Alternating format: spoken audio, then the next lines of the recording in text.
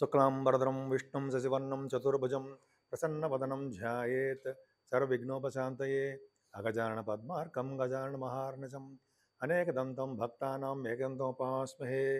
నా హృదయపూర్వక నమస్కారాలు. ఇప్పుడు మనం జనవరి నుంచి డిసెంబర్ వరకు కూడా మనం ప్రతి రాశికి ఏ ఏ రాశుల వాళ్ళకి ఎలా ఉండబోతుందో సంవత్సరం మొత్తం కూడా తెలుసుకోబోతున్నాం. అంతేకాదండి, ఇప్పుడు ఈ సంవత్సరంలో ఉగాది నుంచి అంటే ఫస్ట్ ఏప్రిల్ నుంచి అంటే 30వ తారీఖు మార్చి అనుకోవచ్చు నుంచి కూడా ఉగాది స్టార్ట్ అవుతుంది. ఆ సంవత్సరాన్ని విశ్వావసు సంవత్సరము అంటాం. ఈ విశ్వావసు సంవత్సరం అంతేకాకుండా ఆదివారం నాడు ఈ మన ఈ ఉగాది స్టార్ట్ అవ్వబోతుంది, ప్రారంభం అవ్వబోతుంది. అంటే ఆదివారానికి రాజు రవి. రవి ఉండడం వలన ఆ సంవత్సరం మొత్తం కూడా రాజులాగా వెలిగిపోవచ్చు అనమాట చాలామంది. అంతేకాకుండా విశ్వావసు సంవత్సరం కాబట్టి విశ్వావసు అనే ఆయన గంధర్వులకు కూడా రాజు అవుతాడు ఆయన. సో ఆయన గంధర్వ రాజులకి జనరల్గా ఏంటంటే సంగీతంలోను, సాహిత్యంలోను, గీతాల్లోను, నృత్యాల్లోను, ఇలాగా పాటలు పాడడంలోను ఇలా వాళ్ళందరికీ గంధర్వ రాజులు బాగా వీటిలో ఆరితేరిన వాళ్ళే. అంటే సంగీతం పాడడంలోనూ మీకు తెలుసు, పాడడం అంటే తెలుసు. అలాగే నృత్యము వీళ్ళందరూ ఇవన్నీ చేస్తారు.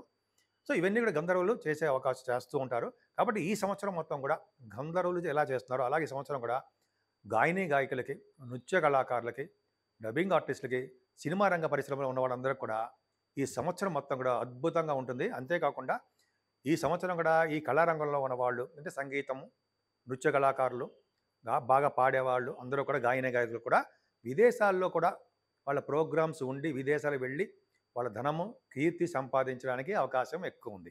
అంతేకాదండి, ఈ విశ్వవస సంవత్సరంలో వానలు బాగా పడతాయి. వానలు బాగా పడడము, పంటలు బాగా పండడంలో రైతులకు బాగా ఆనందదాయకంగా ఉండడంలో అతిశయోక్తి లేదు. ఖచ్చితంగా చాలా బాగుంటుంది.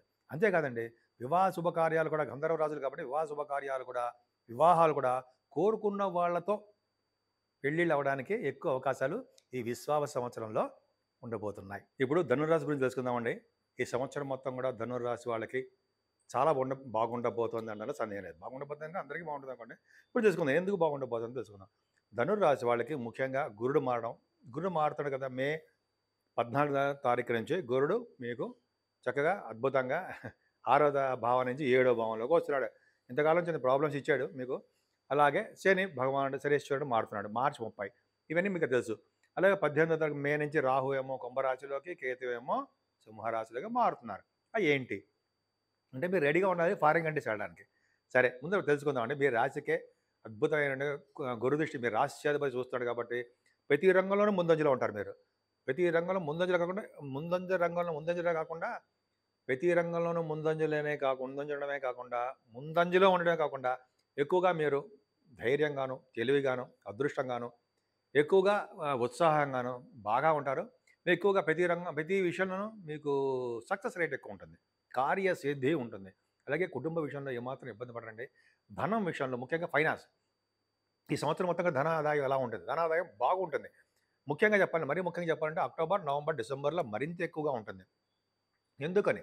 ద్వితీయ భావాన్ని కర్కాటక రాశిలోని గురుడు చూడడమే, మీ రాశ్యాధిపతి చూడడమే ద్వితీయ స్థానాన్ని. అలాగే పాటలు పాడే వాళ్ళకి, గాయని గాయకులు అంటాం చూసారా, వాళ్ళకి పాటలు పాడే వాళ్ళకి, సంగీతంలో ఉన్న వాళ్ళకి బాగా సంవత్సరం మొత్తం కూడా చాలా బాగుంటుందండి. వాళ్ళకి మంచి ఆదాయం బాగుంటుంది. వాళ్ళకి అదృష్టం బాగుంటుంది, తోడుగా ఉంటుంది. అలాగే మీ పాడడం రీత్యా డబ్బింగ్ ఆర్టిస్టులు కానీ, లేకపోతే యాంకరింగ్లో ఉన్న వాళ్ళకి, పాటలు పాడే వాళ్ళకి విదేశాల్లో కూడా మీకు ప్రోగ్రామ్స్ ఏర్పాటు చేయడానికి అవకాశాలు కూడా రాబోతున్నాయి అనడంలో సందేహం లేదు. పక్క పెడితే అసలు యాక్చువల్గా 3వ భావంలో కూడా రాహు ఉన్నాడండి. 3వ భావంలో రాహు బాహువులు మీకు తిప్పుతాడు. వాయుతత్వ రాశిలో ఉన్నాడు కదా, మీ తమ్ముళ్ళకి, మీ చెల్లెళ్ళకి చాలా బాగుండేది చేస్తాడు. ఇక రాహు అంటే కమ్యూనికేషన్ స్కిల్స్ని బాగా పెంచుతాడు. రాహు కమ్యూనికేషన్ స్కిల్సే కదా, వాడు బాగా పెంచుతూ ఉంటాడు. వాహన యోగాన్ని ఇస్తూ ఉంటాడు, ధైర్యాన్ని ఇస్తూ ఉంటాడు మీకు. పైగా శుభవార్తలు వినేట్ చేస్తుంటాడు సంవత్సరం మొత్తం కూడా. అంటే మీరే ధైర్యంగా ఉండకుండా మీతో పుట్టిన వాళ్ళు కూడా ధైర్యంగా, మీ పక్కన ఉన్న వాళ్ళని ధైర్యంగా ఉంచేట్టు చేస్తూ ఉంటారు మీరు. అంత ధైర్యవంతులు. ధైర్యం రాహు అన్ని విషయాలను సౌఖ్యం కలిగిస్తాడండి. అంటే వాహనం కానీ, గృహాలు కానీ, వస్త్రాలు కానీ అనేక రకాలుగా మీకు సక్సెస్ చేస్తుంటాడు. కానీ 4th భావంలోకి శని వస్తున్నాడు మాత్రం మర్చిపోకూడదు. 4th భావంలో శని ఏంటి? అర్ధాష్టమ శని స్టార్ట్ అవుతున్నాడు.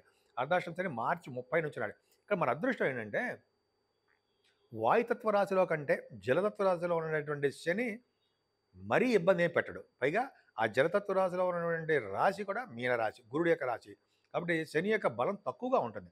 జలతత్వ రాశిలో ఉన్నాడు కాబట్టి శని వలన వచ్చే దోషాలు చాలా పరిహారంగాను ఉంటాయి. మీరు చాలా సింపుల్‌గా ఉంటాయి. ఏమీ భయపడాల్సిన అవసరం లేనే లేదు. పైగా మీరు మాత్రం జలగండం మాత్రం ఉంది.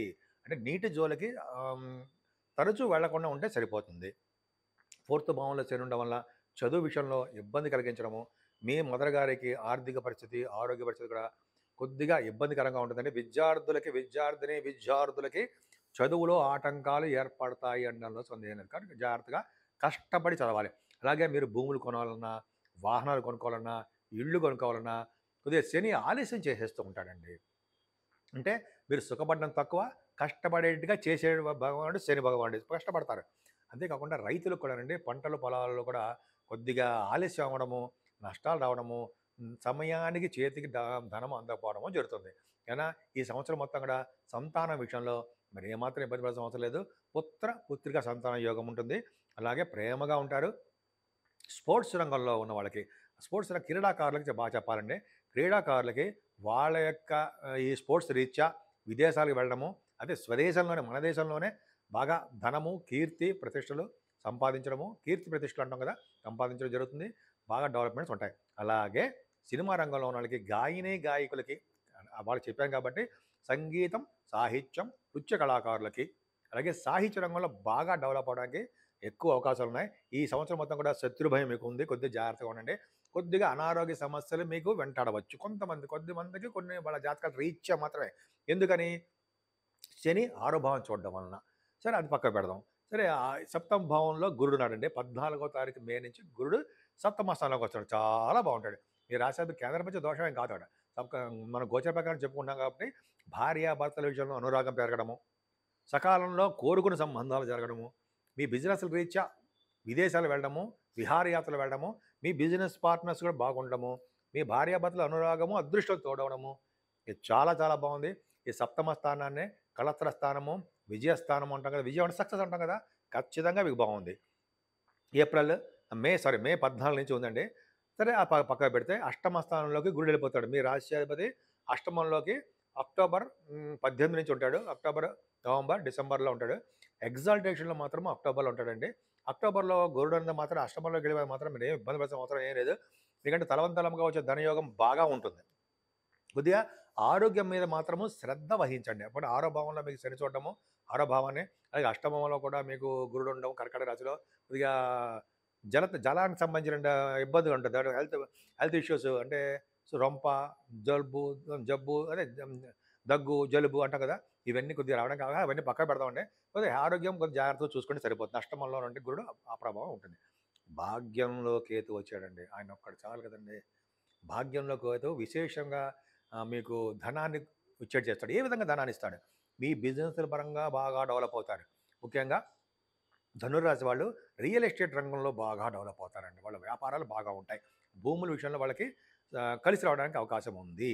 అలాగే భాగ్యస్థానంలో కేతు ఉన్నాడంటే చదువు రీత్యా మీరు విదేశాలు వెళ్ళొచ్చు. అంటే ఎంబీబీఎస్ అంటే డాక్టర్స్ ఎంఎస్ కోసమో, లేదా ఇంజినీరింగ్ విద్యార్థులు ఎంఎస్ కోసమో, లా సంబంధించిన వాళ్ళు విదేశాలకు వెళ్ళడమో, ఇవి ఖచ్చితంగా భాగ్యంలో కేతు తీసుకెళ్తాడు. ఫ్లైట్ ఎక్కించేటి చేస్తూ ఉంటాడు. సింహరాశిలో ఉన్నాడు కదండీ! కుజుడి సమానుడు కదా! సింహరాశి మిత్రక్షేత్రం కదా! డెఫినెట్‌గా ఉంటుంది. అలాగే మే నుంచి ఉంటుంది. అంతేకాకుండా ఆయన చేసే ఆయన చూపించే వ్యాపారాభివృద్ధి కూడా బాగుంటుందండోయ్! వ్యాపారాలంటే ఎలక్ట్రిసిటీ, ఎలక్ట్రానిక్స్, కమ్యూనికేషన్స్, ఈ రియల్ ఎస్టేట్ రంగాలు, అలాగే సాఫ్ట్‌వేర్ రంగాలు ఇవన్నీ అంటాం కదా! వాళ్ళ వ్యాపారాలు, గోల్డు, సిల్వర్ వ్యాపారస్తులు, బట్టలు అంటే క్లాత్ బిజినెస్ వాళ్ళకి, మీరు ఏ బిజినెస్ చేస్తున్నా ఆ బిజినెస్‌లో బాగా ఉంటుందండి. డెవలప్‌మెంట్స్ ఎక్కువ ఉంటాయి. బాగా సాఫ్ట్‌వేర్ ఇంకా చెప్పాలంటే ఫార్మా రంగంలో ఉన్న వాళ్ళకి, ఆటోమొబైల్ ఇండస్ట్రీస్‌కి, సిమెంట్ పరిశ్రమల వాళ్ళకి వీళ్ళందరూ కూడా కేతు ప్రభావం వలన వాళ్ళకి బాగుంటుంది. భాగ్యస్థానంలో బాగా బాగుంది. భాగ్యం వృద్ధి అవుతుంది. అంతేకాదండి పుణ్యక్షేత్ర దర్శనాలు, పుణ్యనదుల స్థానాలు, గురువుగారిని పీఠాధిపతులు కలవడాలు, దైవ దర్శనాలు కలగడాలు, ఇవన్నీ కూడా భాగ్యస్థానంలో ఉన్న కేతువే ఇస్తాడు. అది సుబ్రహ్మణ్య స్వామి ఎంత కొలిస్తే అంత అద్భుతంగా ఉంటుందండి. ముఖ్యంగా దక్షిణామూర్తిని కలవాలండి.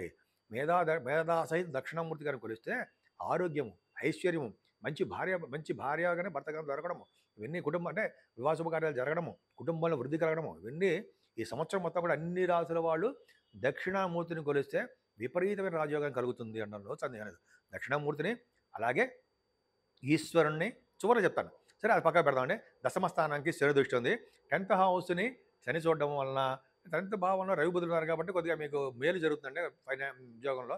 కానీ దశమ స్థానం 10th హౌస్‌ని శని చూడడం వల్ల రాజకీయ రంగంలో ఉన్న వాళ్ళకండి కొద్దిగా ప్రాబ్లమ్స్ క్రియేట్ అవుతాయి.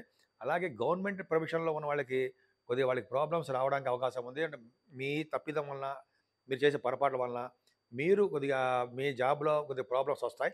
కొంతమందికి జాబుల్లో విషయం ప్రాబ్లమ్స్ ఉంటాయి. సాఫ్ట్‌వేర్ రంగ ఉద్యోగస్తులు కూడా జాబ్‌లో ప్రాబ్లమ్స్ ఉన్నాయి. శని దృష్టి దశమ స్థానానికి ఉండడం వలన సో, కొద్దిగా జాగ్రత్తగా ఉంటే మంచిదండి. 10th హౌస్ అంతా అద్భుతంగా మాత్రం ఏమీ లేదు. కొద్దిగా జాగ్రత్తగానే ఉండాలి. అలాగే కొత్త కొత్త ఉద్యోగాల కోసం ఆడవాళ్ళు గాని, మగవాళ్ళు గాని ప్రయత్నం చేస్తున్నప్పుడు వాళ్ళు కష్టపడితే తప్ప ఉద్యోగాలు రావు. ఉద్యోగ భద్రత కొద్దిగా తక్కువగా ఉందండి. కాబట్టి జాబ్ విషయంలో మీరు చాలా జాగ్రత్తగా ఉండాలి. అలాగే మీ బిజినెస్ లాభాలు మాత్రం ఏమాత్రం తగ్గవు. బిజినెస్‌లో బాగా రాణిస్తారండి. ఉన్నతంగా రాణిస్తారు. సినిమా రంగం గాని, టెలివిజన్ రంగంలో గాని, మీరు ఏ వ్యాపారాలు చేసినా సరే ఆ వ్యాపార అభివృద్ధి ఖచ్చితంగా బాగా ఉంది అని చెప్పడంలో ఏమాత్రం సందేహం లేదు. అనుకున్న దానికంటే మీకు లాభాలు ఎక్కువ వస్తాయి. సో, ఈ విధంగా మీ ధనురాశి వాళ్ళకి చాలా చాలా బాగుంది. మీరు ముఖ్యంగా పూజించవలసిన దేవుడు విష్ణుమూర్తి. విష్ణుమూర్తిని పూజించడం వలన, అలాగే శివాభిషేకాలు చేసుకోవడం వలన, అమ్మవారు ఇందాక చెప్పినట్టుగా అమ్మవారిని మేధా దక్షిణామూర్తి గారిని పూజించడం వలన, ముఖ్యంగా దక్షిణామూర్తి గారిని పూజించడం వలన ఆయన జ్ఞాన సంపదని, బుద్ధి బలాన్ని కూడా ఇస్తారు కాబట్టి, మీకు ఈ సంవత్సరం మొత్తం కూడా అద్భుతంగా ఉండాలని, అన్ని రంగాల్లోనూ మీరు రాణించాలని, రాణిస్తారని కూడా నేను మనస్ఫూర్తిగా కోరుకుంటున్నాను.